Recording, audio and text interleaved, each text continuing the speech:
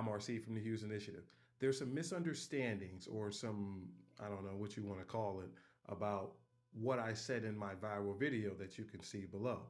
And I want to clear it up for you. Now, if you're pulled over and the police officer suspects you of DUI, then here's how it goes. The first is the standardized field sobriety testing. And what I mean is the horizontal gaze nystagmus test, HGN, the walk and turn, and the one leg stand.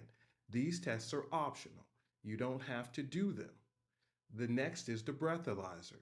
Now, the breathalyzer is optional as well. But if you're sober and you've had nothing to drink, then I would say, why not?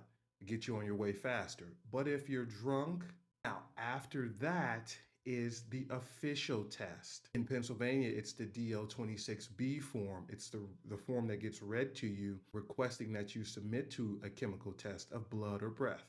And the police officer decides whether you go to the hospital and give blood or you go back to a police station and give the official breath test, okay? Now, here's where some of the misunderstanding comes in. If you refuse to submit to the official test, the blood or breath, then you automatically get a year-long license suspension.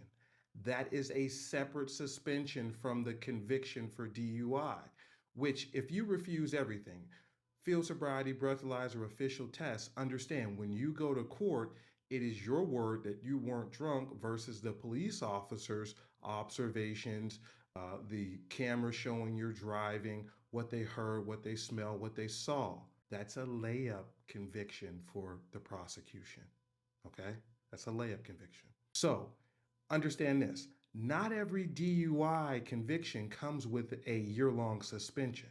It could be 30 days, it could be 60 days, it could be 90 days, it could be a year if you're really, really drunk or there's other factors that play a part. But if you refuse the official test, you get a year-long suspension plus whatever the DUI conviction suspension comes with.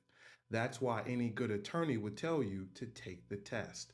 Why would you have your license suspended for a year plus 2-3 extra months when you could have just had the one suspension for a month or 2 months?